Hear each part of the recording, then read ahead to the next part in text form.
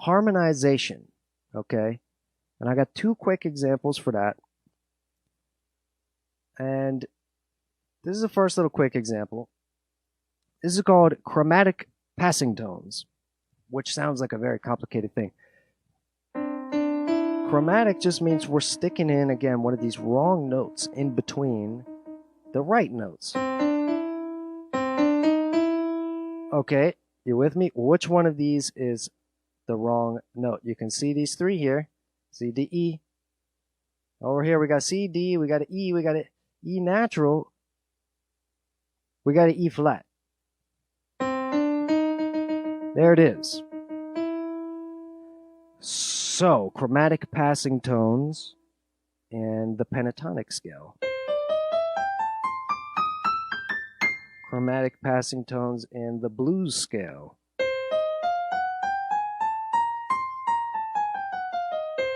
Here's where I'm going with this.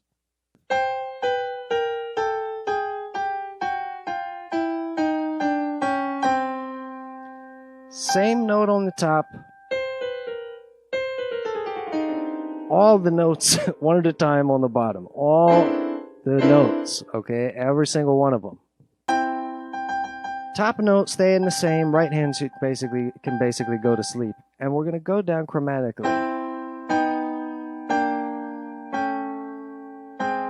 And kind of pause on each one. Listen to what it does to the mood, especially this last one. If we move it up here, now we just learned another cool little trick there because we're thinking simple. Left hand, right hand playing one little baby note. Let's try with another little shape here. C major 7. I'm not even going to get that complicated with it. Just these notes. All right, I'm not going to do all of them. Let's do another one. How about this guy with the weird little triplets in the middle?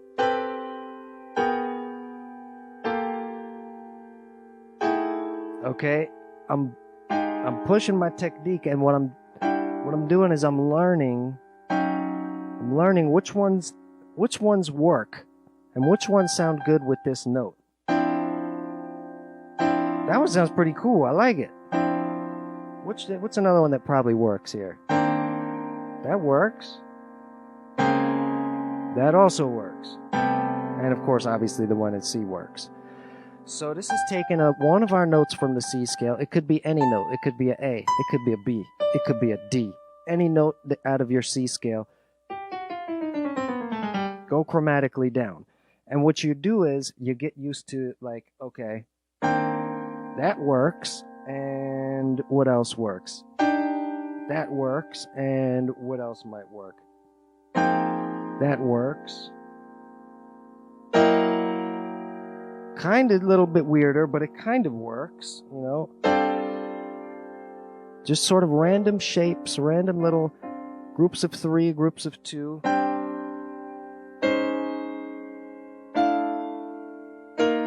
Move chromatically down here and then put your melody up top. This is harmonization. People get confused when they try to play gospel and they try to come up with a gospel hymn reharmonization. They say, all right, teacher, teach me some crazy chords. Teach me some Corey Henry chords. I want to play this chord. It's like, well, it might not work. Is this your melody note? Is that the bass line of the song? Is that how the song goes? You can't just take a chord and just slam it into a song where it just has no place to be.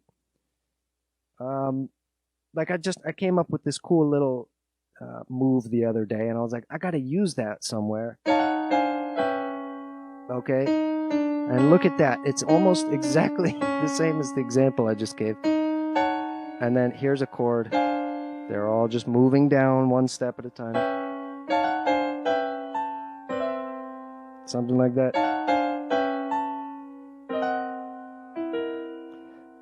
This kind of thing. What do we do with that? Well, I've been using it. I've been forcing myself to use it so that I can get comfortable with, okay, it sounds good going to, sounds good if I'm going to C.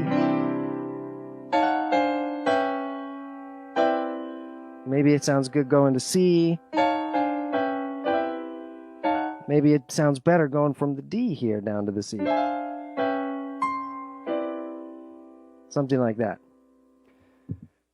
So the point is, you don't want to just force things to happen that don't work. Here's my final point about harmonization. I've told you what harmonization is not. What is it? I hinted at it.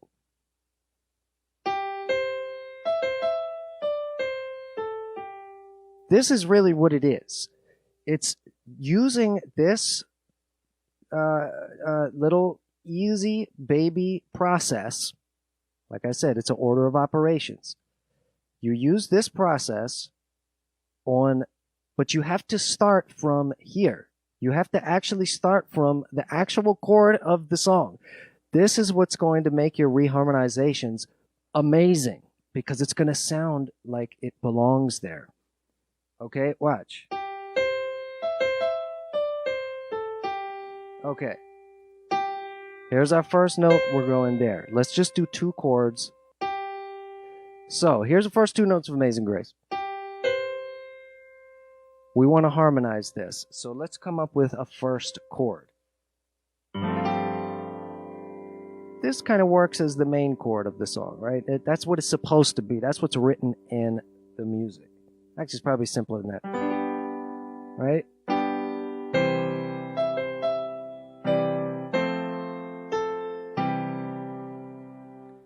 Here's what you don't do. Right? But watch.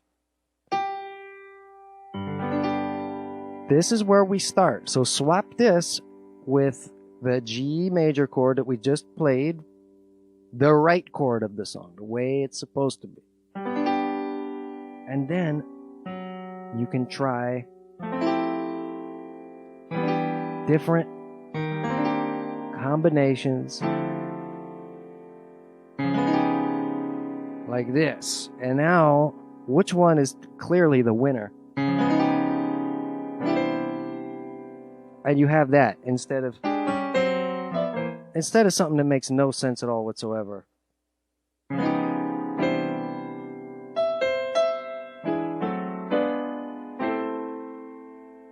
Right?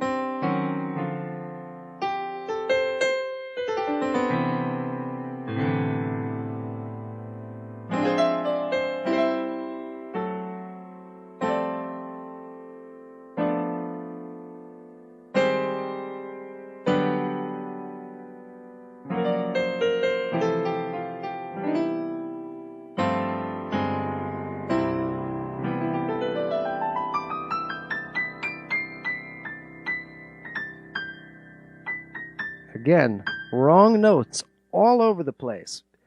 But you can get it to sound good if you have a process of kind of going through, remember, eliminating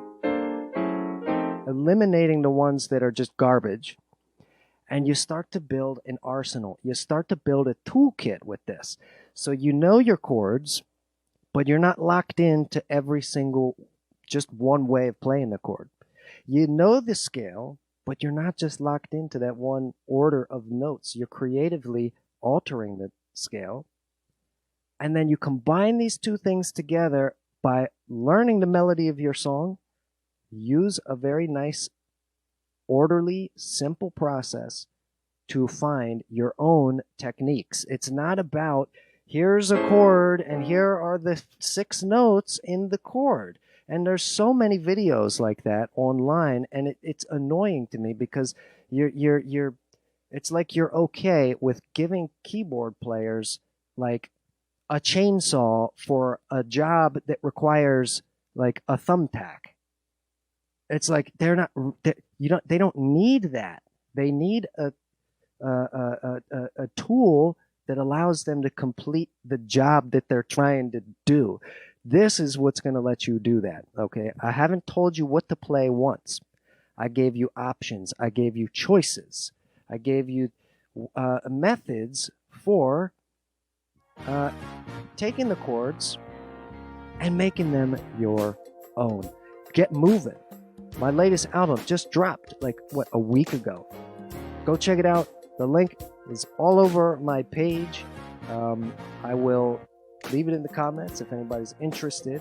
And you can go listen to the stuff for free. You can check it out, see if you like it. If you like it, you can always hit that little button and kick me a couple bucks for one single song, or kick me about $9 for the full 9-song record. And it's dance music, but it also has my signature little twist of weirdness in it as well.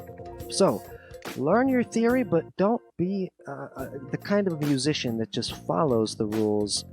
Use a process to learn how to break the rules. That's how you get the money.